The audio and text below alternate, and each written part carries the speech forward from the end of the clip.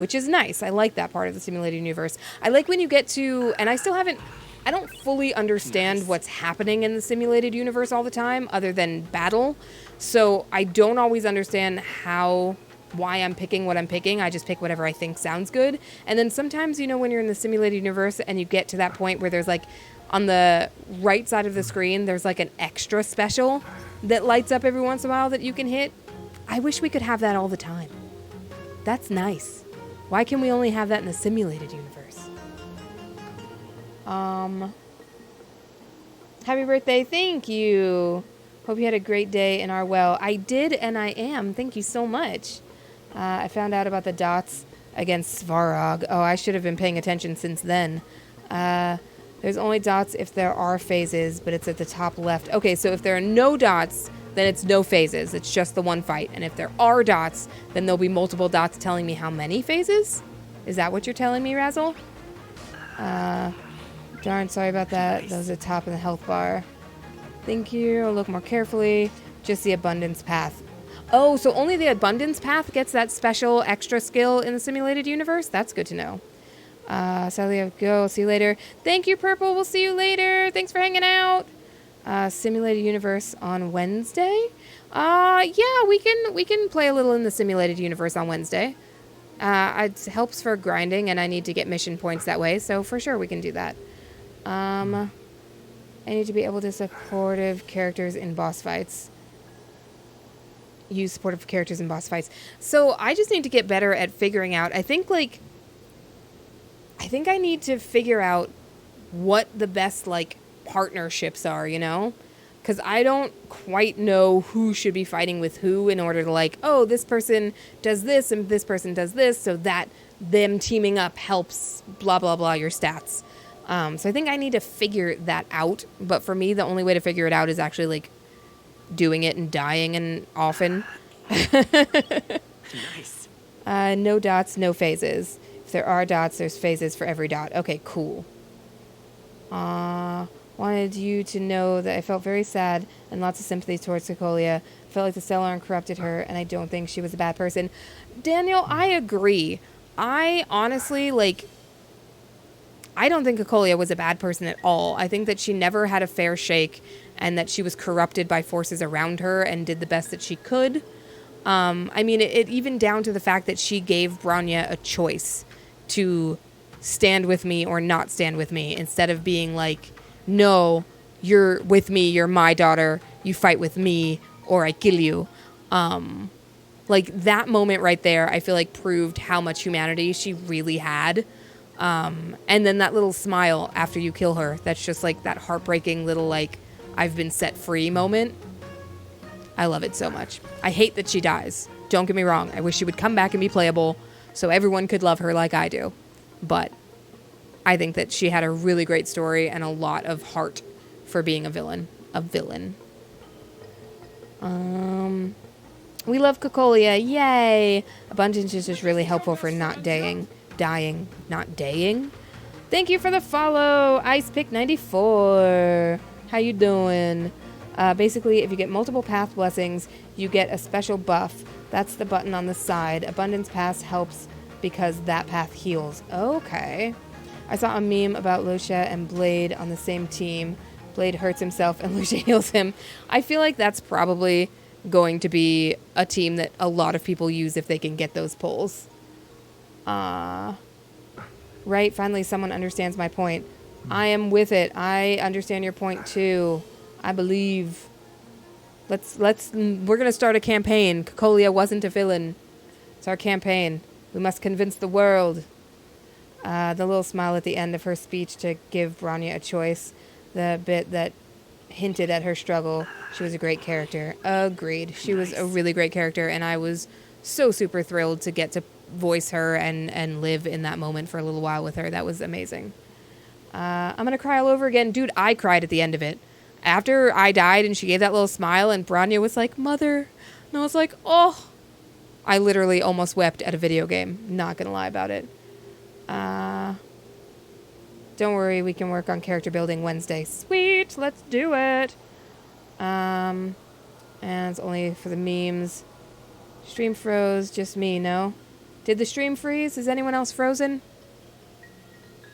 Is anyone else frozen? Are you guys still there? You let me know. I don't like Cocolia as much. Okay, good for you. Okay, cool. I don't like Cocolia as much after the Serval's companion quest. It made me seem more negative about seeing how much she loved her daughter. Interesting. Hashtag Cocolia did nothing wrong. I have not played Serval's companion quest, so I guess I will have to check that out. People are saying Cocolia Honkai Star Rail is evil. I'm like, my guy, have you seen Cocolia Honkai?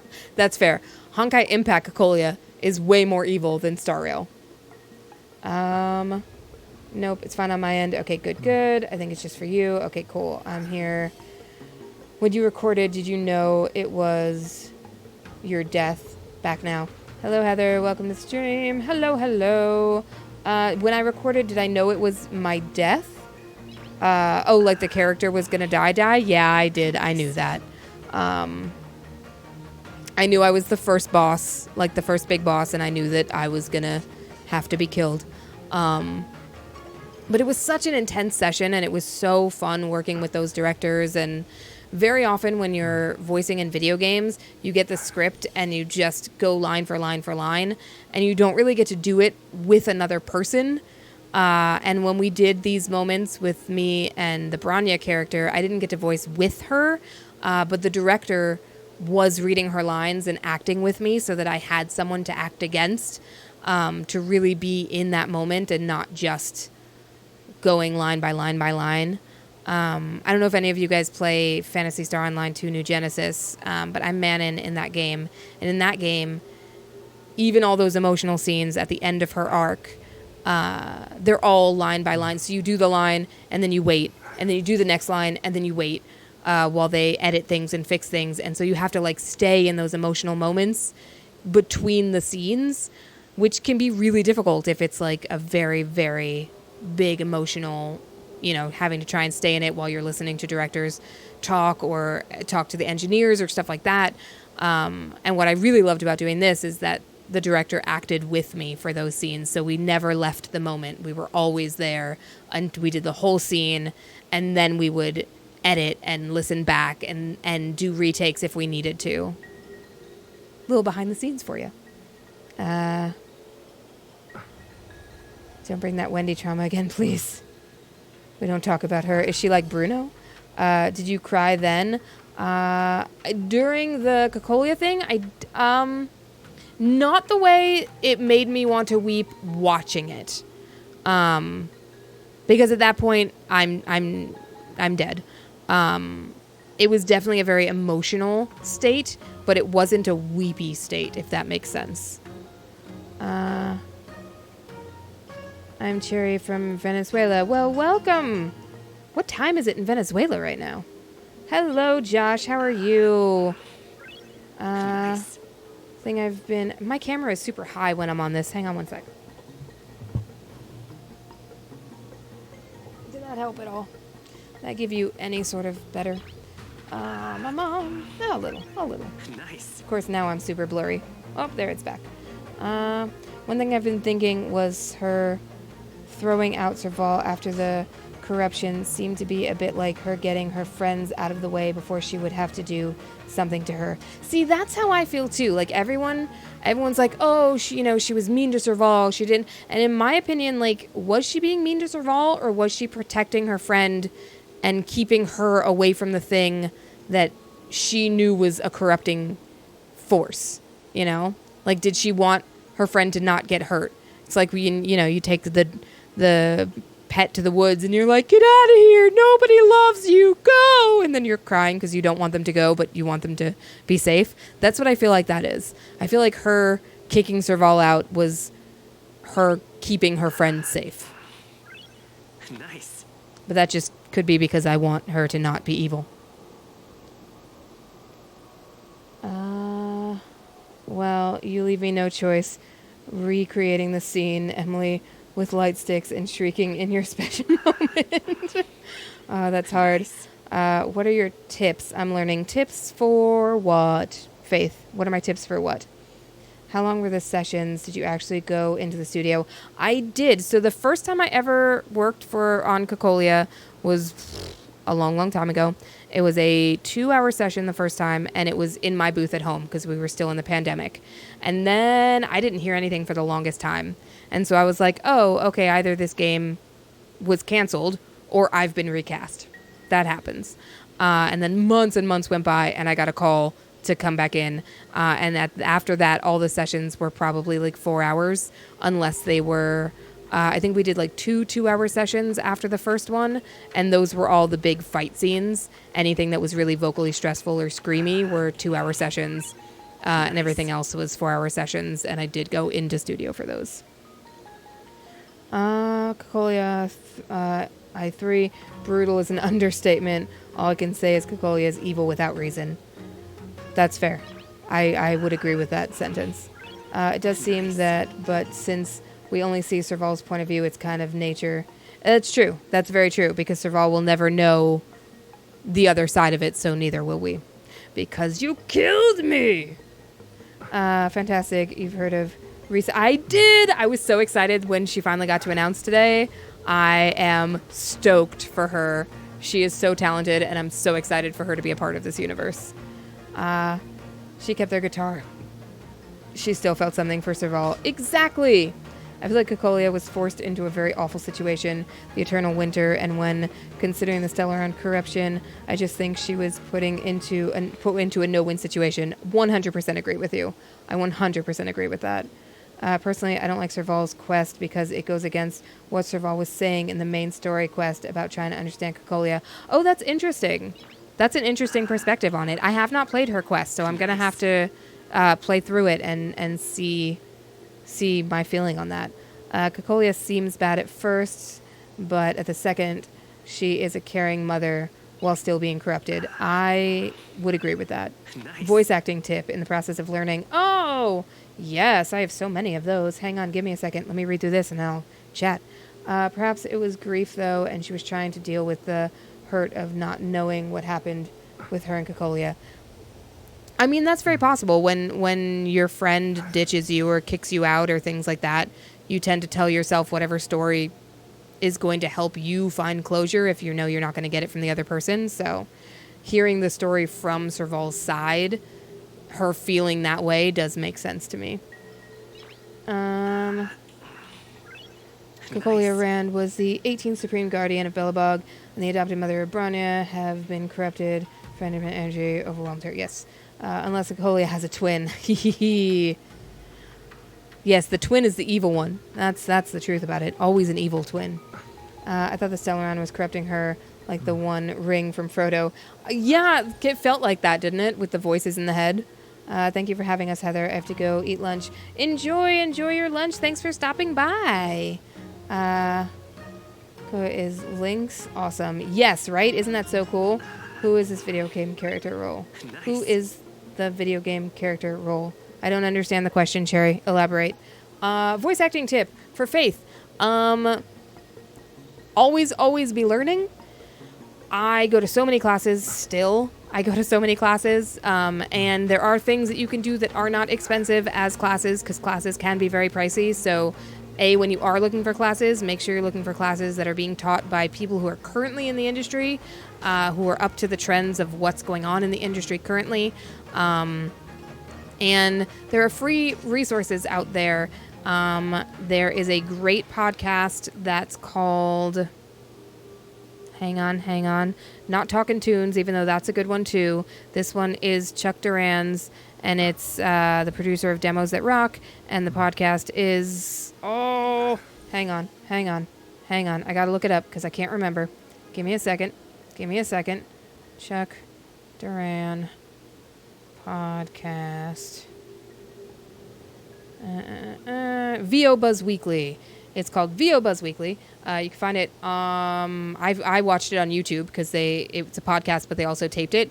Chuck Duran and Stacey J. Asward, who is also a very good voice actress, have a ton of people on there, and everything from other voice actors to agents to casting directors. They talk about the industry, ins and outs of the industry and stuff like that. So that's actually one of the first things I started watching when I started learning acting. Make sure that you remember that voice acting is acting. So if you have no acting training behind you, I would start there.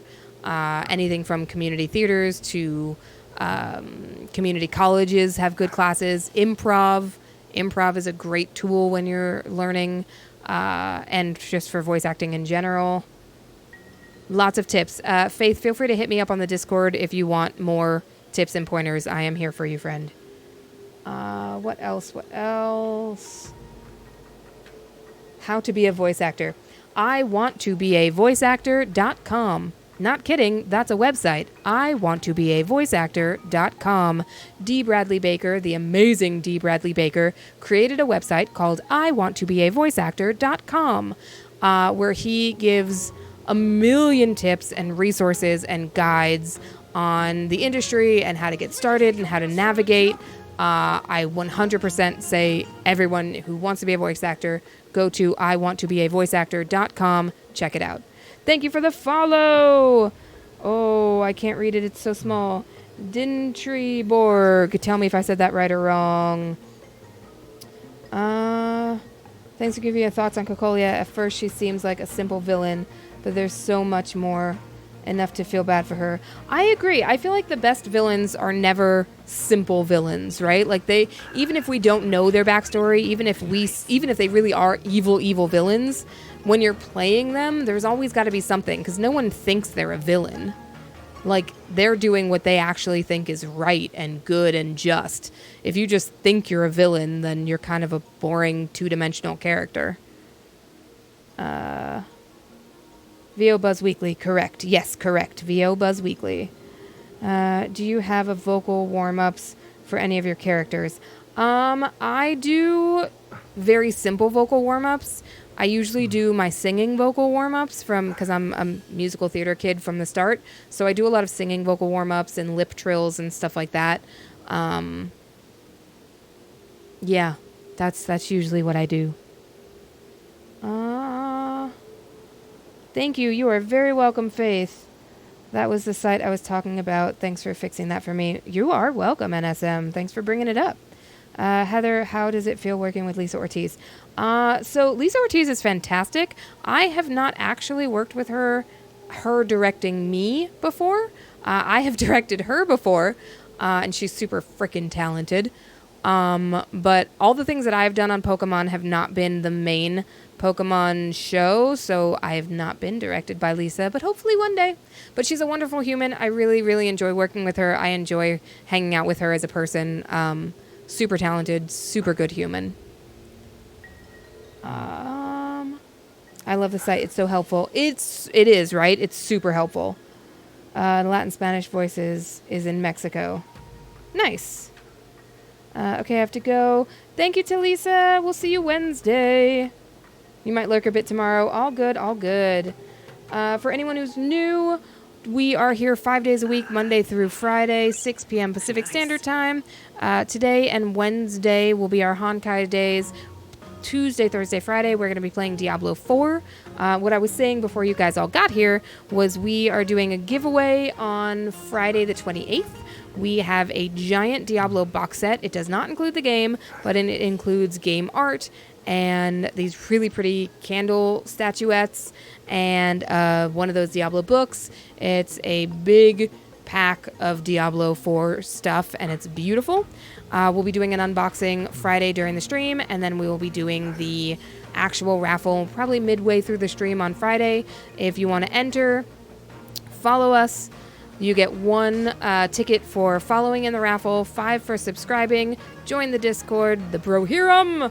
Lovely community of humans. Really, really awesome place. Please join the Discord, and you have to be there at the stream on Friday to win.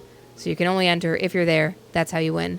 And also, probably, because I know a bunch of our community are not in the U.S. or Canada, probably only going to be available for US or Canada because the box is very, very big. So I don't know if we'll be able to ship internationally.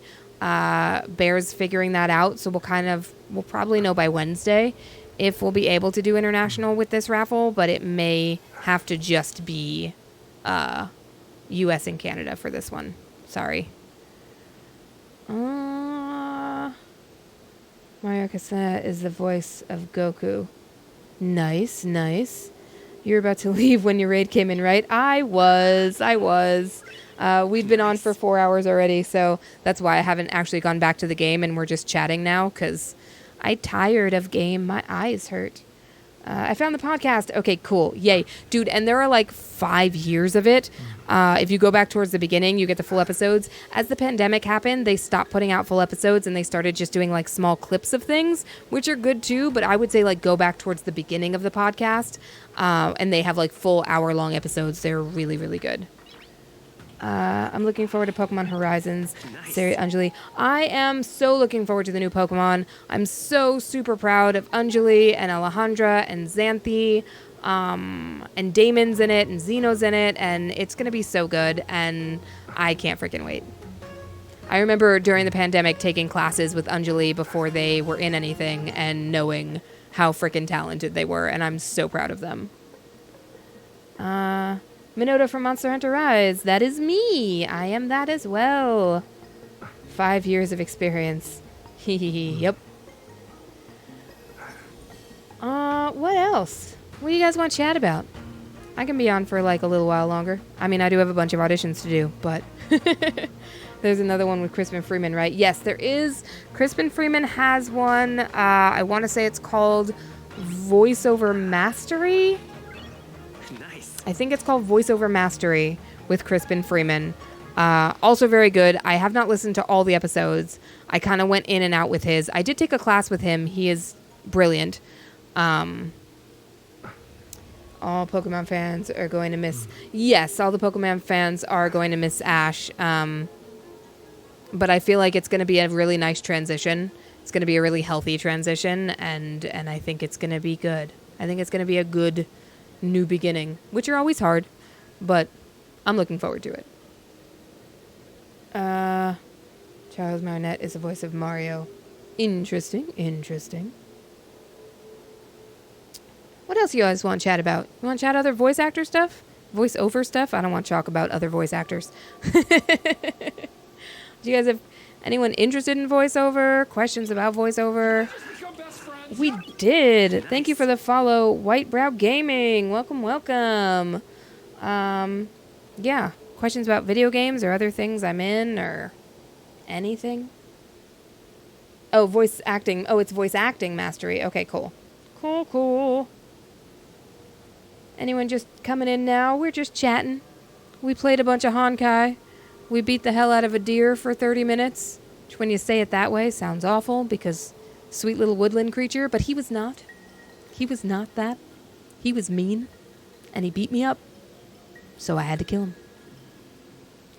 How long you a VA, Mommy Coco? I have been voice acting. I'm in my 5th year of voice acting. I've been acting for many, many years. I'm not going to tell you how many, but I started when I was 4 in New York in theater. And then I moved over to San Francisco to do theater, and then moved to LA to do theater, because, you know, that's a thing. And then eventually found my way into voiceover. How's it like being in Smite? I was so excited to be in Smite. That was so much fun. I hope one day to get to come back with another character. I've got 2 in there now. It's such a fun game. It's such a fun session. But it's definitely one of those where it's like you just see the list of your lines and it's just like boom, boom, boom, boom, boom, go, go, go, go, go. So it's a tiring session, but it's definitely a fun session. Good night, Daniel. Have a great night. It was lovely chatting with you. Laura Post, Eric Lindbeck, Sandra Lee Morris, Tara Platt, Eric. All lovely humans. All wonderful voice actresses. Star, you said I can reach out to you through the Discord, through your server. Yeah, just throw up a at me on the Brohiram and we can chat. What was the first game you played that you've connected with?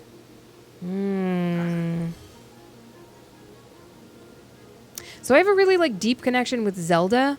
because my dad used to play it, and I used to watch him as a kid play through all the Zeldas. So that's sort of my franchise of connection, and it's mostly through a nostalgic family connection.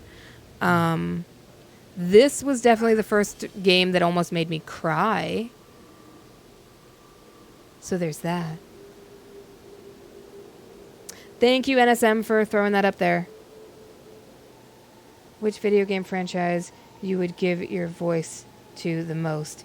Let's see. Like, what video game franchise do I want to be in now? Good question. I really want to be in a scary game franchise. Like, I want to be in a Resident Evil or a Silent Hill. I think that would be a lot of fun. I think I would really enjoy that.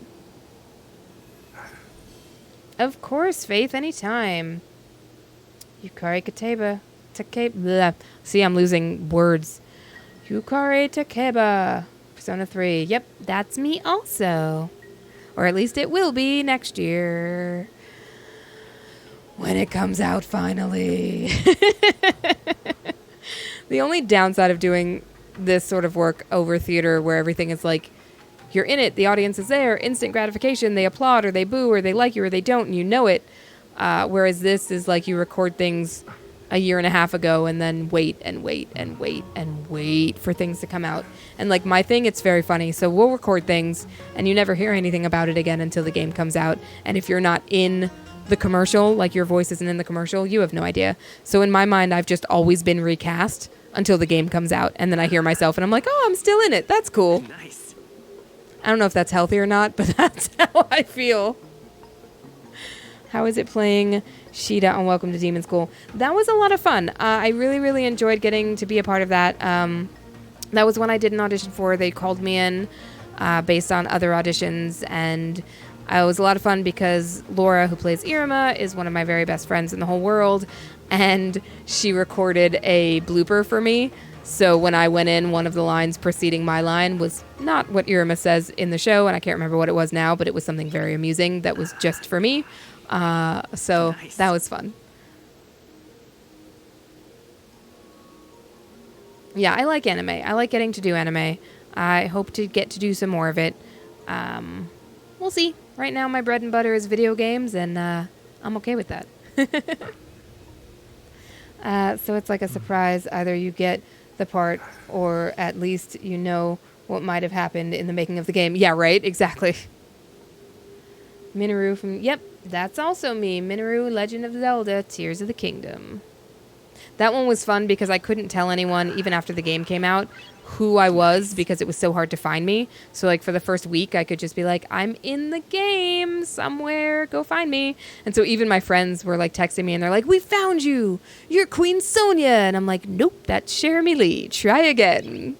So it was very amusing. Nice. How different is it recording anime versus video game? It's pretty different. So in anime, you do what we call in LA loops, and in Texas they call lines. So basically you have the line that you're doing, and you watch the Japanese preview so that you're watching for flap and facial expression and all of that, and then you record to mouth flap. So you're trying to match and sync with the mouth on the screen. For video game, a lot of times there's not that sort of sync. They have it sometimes. So like games that have an anime base or an anime clip in it, you might have that you're syncing with, but a lot of times you don't have the mouth to sync with. So you're syncing to timing, which basically means they'll play you the original line in the original language, and you have to fit however many seconds or milliseconds or whatever that was within like a couple of frames. So it's different but similar, but both have their challenges and both are very fun. Nice.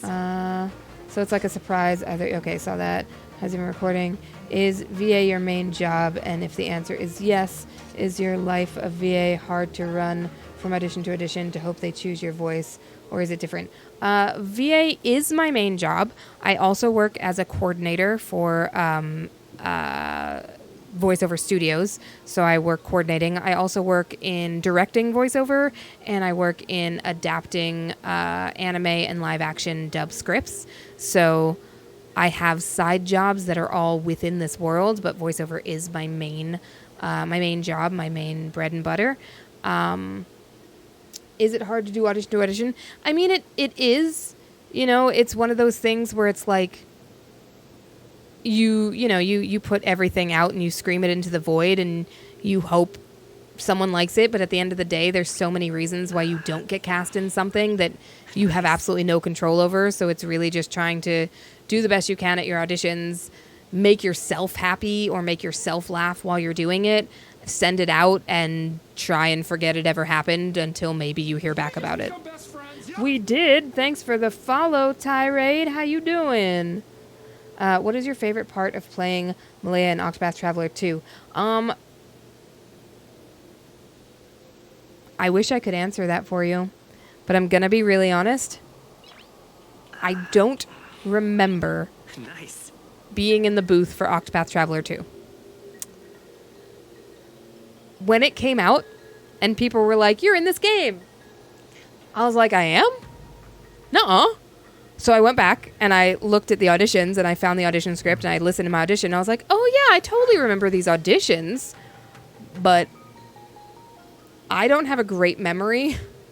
So a lot of times I will go in the booth, voice something, feel it, love it, it'll be amazing, I will feel so good about it, I will act the hell out of it, I will walk out of that booth, and not 2 days later I will not remember having that session at all. So I wish I could tell you. I do need to play it though so I can hear it, because usually when I hear them in the games, then I start to remember the sessions and I'm like, oh yeah. Unless they are desperately traumatizingly emotional, I tend to not remember specific lines or specific sessions, which is terrible.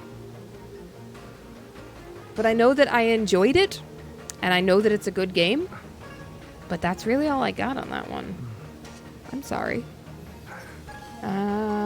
It just depends on what guides you.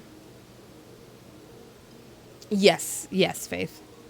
Do you want to take a... I would love to be invited to conventions. I have not been invited to any conventions. I was really hoping that when Zelda came out, maybe I would be. But thus far, not yet. So fingers crossed that, I get invited to some conventions and I can meet some lovely humans and get to know some folks. And if you guys want to see me at your conventions, please tweet at the convention that you're interested in and tag me and tag them, and maybe we can make it happen. The more people who ask for a specific voice actor, the more likely it is that they get invited. What does a coordinator do? So as a coordinator, I am in charge of emailing the actors once they book the job, and then making sure that everyone is scheduled properly, confirming schedules, making sure that things, that we stay on time as far as recording, making sure that the engineers have everything they need, and then from the engineers that the mixers have everything they need. So you're kind of like the one who passes between everyone to make sure that, like if it were a plate at a buffet, you would be holding the plate and moving the plate along until it gets to whoever is eating it. I feel like that's a good analogy of that.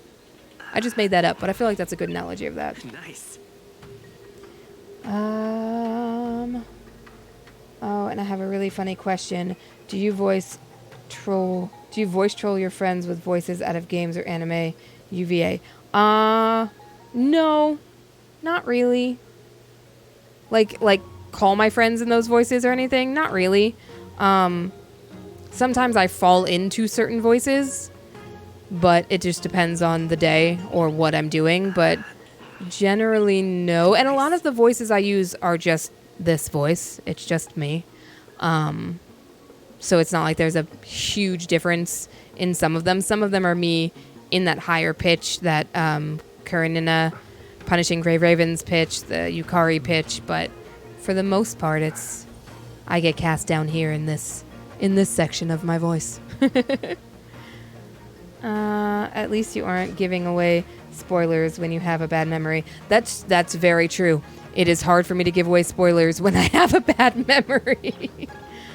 That sounds like a fun job. It is a fun job. I quite enjoy coordinating. It can be a little stressful because at the end of the day, certain things like are on you to make sure they happen. And I am a perfectionist, so I want to make sure things happen in the right time for everyone, make everyone happy, which isn't always possible. So it can get stressful, but I think that's just I put stress on it that doesn't need to be there. Bryce Papenbrook. Bryce Papenbrook is an amazing voice actor. I would agree with you.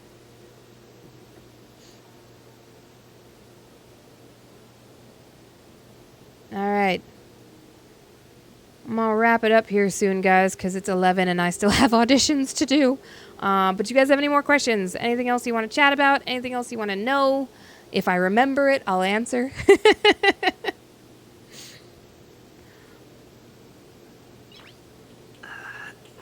And y'all can always feel free to join the Discord and hit me up in the main in our great hall and ask me more questions about voiceover and stuff. I'm always happy sharing.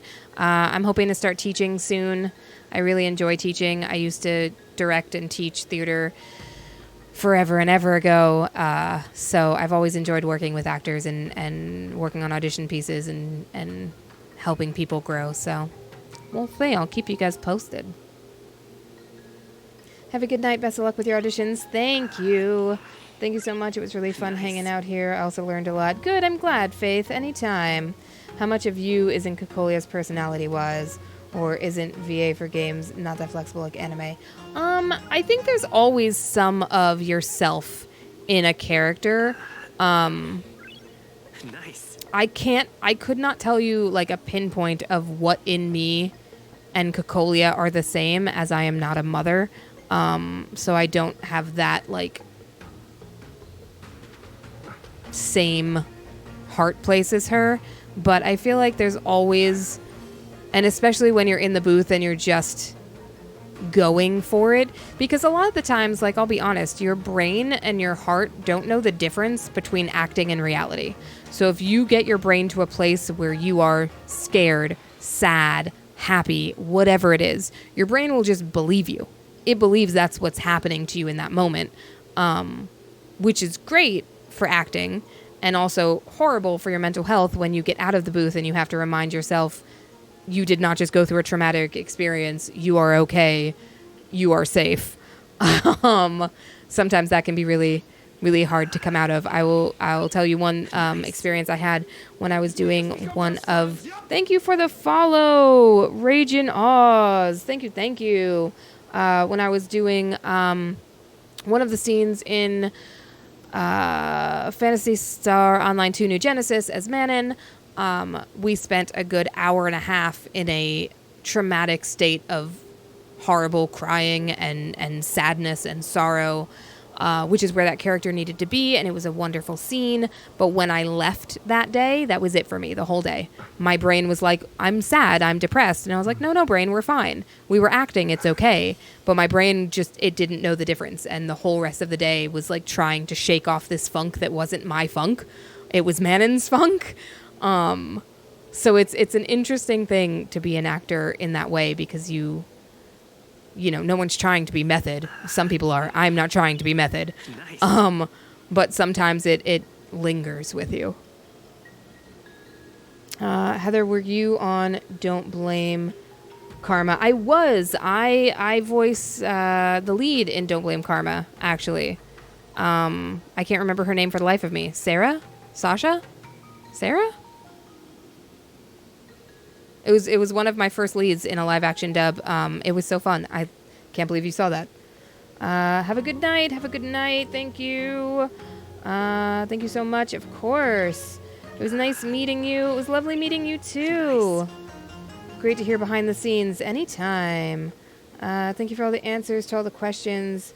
Your great VA needs more attention. Oh, thank you. Oh, this cool voice make the character feel alive. Thank you so much.